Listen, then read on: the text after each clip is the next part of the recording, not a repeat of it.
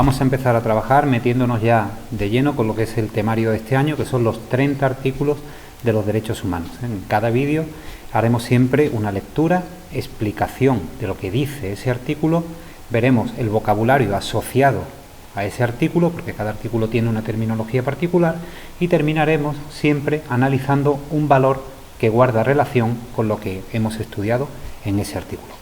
Trabajaré siempre sobre los apuntes, para que cuando llegue la hora de estudiar, pues estés cómodo y si tienes alguna duda, pues entre el vídeo y los apuntes la puedas resolver sin problema. Venga, empezamos.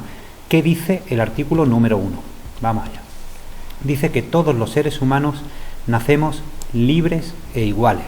Luego ya fíjate que de entrada nos están haciendo poseedores de un derecho, que es el derecho a la libertad. Como veremos luego, es la facultad que tiene el ser humano para tomar sus propias decisiones y ser responsable. Claro, si eliges tú, el responsable eres tú. Por otra parte, dice además que somos iguales, es decir, a la vez que somos distintos porque podemos elegir lo que queremos, por naturaleza se entiende que todos estamos dotados de la misma condición. La pregunta sería, bueno, si somos distintos y somos iguales, ¿en qué quedamos? Vamos a aclarar en qué somos iguales. Pues lo dice muy claro, somos iguales en dignidad y en derechos, ¿vale? Estas dos palabras las vamos a ver luego en el vocabulario. Luego dice que estamos dotados de razón y conciencia. Estas dos herramientas es muy importante que las tengas siempre presentes, porque son las dos cualidades que nos diferencian del resto de los seres vivos. El uso de la razón, que es el que nos permite comprender, analizar la realidad, es el que debemos utilizar, por ejemplo, siempre que actuamos. Hay una pregunta que funciona muy bien. Dices, ¿qué pasaría si todo el mundo lo hiciera? Por ejemplo, yo digo, me encantaría tener pues este móvil, así que me voy a ir a la tienda y lo voy a robar y me lo voy a quedar. Pregúntate, ¿qué pasaría si todo el mundo lo hiciera? Te darías cuenta que el derecho a la propiedad sería violado continuamente, por lo tanto eso no debes hacerlo.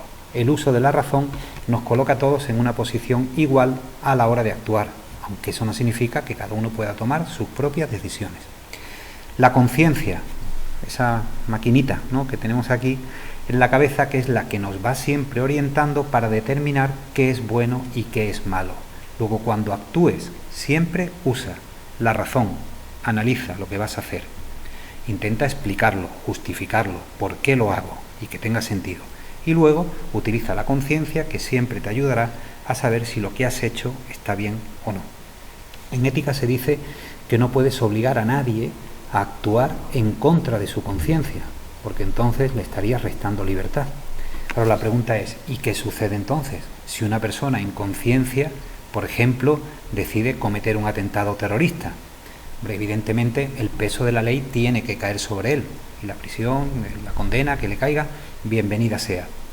Lo interesante para la ética es educar las conciencias de las personas, para que a nadie se le ocurra cometer ese tipo de actos. La conciencia puede educarse. De hecho, contigo en tu casa lo han hecho tus padres desde pequeño, enseñándote lo que debes hacer y lo que no debes hacer y por qué debes hacer y no debes hacer algo. Eso ya con la edad que tienes se supone que lo tienes más o menos clarito. Bueno, pues usa esa conciencia, esos valores que se te han inculcado a la hora de actuar para distinguir lo que debes y no debes hacer. Y termina el artículo diciendo que los seres humanos deben comportarse fraternalmente los unos con los otros. Como siempre, ya lo hemos dicho en clase, asociado a un derecho siempre aparece un deber. Claro, como eres libre, como estás dotado de razón y conciencia, que digamos son derechos fundamentales, especialmente el caso de la libertad, a partir de ahí tienes una obligación.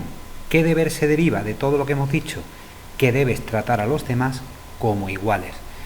¿Qué se espera de ti? Pues que si tienes un compañero que lo está pasando mal, está en desventaja, pues que le ayudes, que seas solidario con aquella gente que está sufriendo y no tiene una vida digna, etcétera, etcétera, etcétera. Todo derecho conlleva un deber. Fíjate, lo primero que dicen los derechos humanos es que frente al derecho a ser libre, el deber de comportarte fraternalmente con los demás. Significa comportarte como hermanos. Vamos a ver la explicación muy rápido, pero yo creo que se habrá entendido. La explicación del artículo dice que describe las características que poseen los seres humanos como una especie diferente al resto de seres vivos, ¿vale? No somos gatos, no somos ratones, que es la razón y la conciencia, que debido a estas características debemos reconocernos todos como iguales en dignidad y además somos los únicos seres que poseemos derechos. Esto ya lo hemos visto en la introducción, con lo cual me lo salto. Por ello somos la única especie que tiene obligaciones. Recuerda que los animales no tienen ninguna obligación, ellos son lo que son por naturaleza y actúan por instinto. El deber nace del derecho y nos obliga a comportarnos como hermanos. Vale, las palabras de vocabulario, en este caso van a ser muchas, porque claro, empieza el temario y van apareciendo muchas que luego, si se repiten, pues ya no incidiremos sobre ellas. La primera definición es la libertad. La ética la define como una facultad para actuar de una u otra manera, como tú quieras, y a partir de ese momento convertirte en responsable de lo que hayas hecho.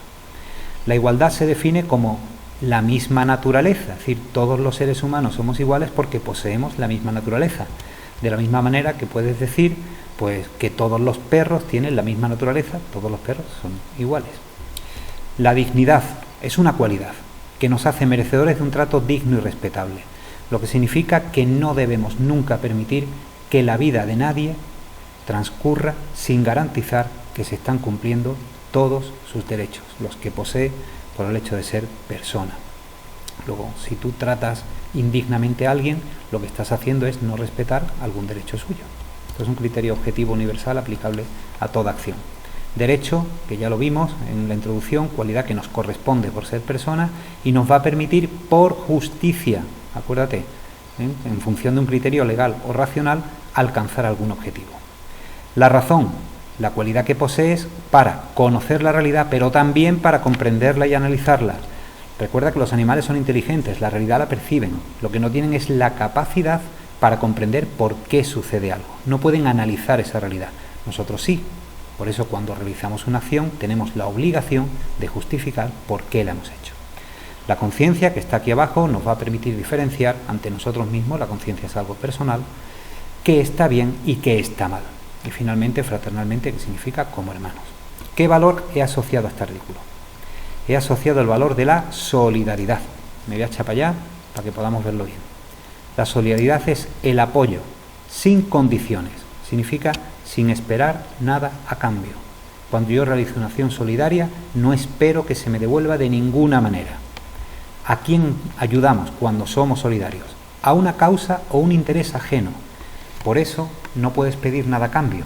Fíjate que tú puedes ser solidario con gente que no conoces de nada. O a lo mejor hacerte solidario con la causa de la salvación de las ballenas blancas.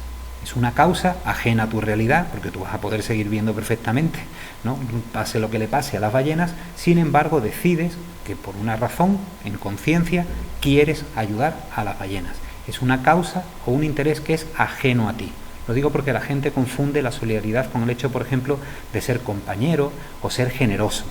En esos casos, a lo mejor trabajar con un compañero y en un trabajo de grupo dar lo mejor de ti mismo, que eso está muy bien, es un acto de compañerismo, pero no de solidaridad.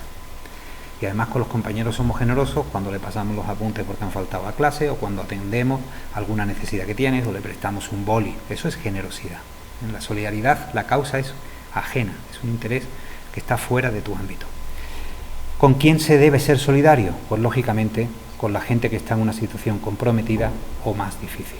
Ahora el colegio pues empieza a hacer las campañas que hace todo el año de solidaridad y probablemente pues te pida que colabores con aquello que puedas, ¿vale? Bueno, pues el artículo 1 terminado. Vamos ahora con el artículo 2.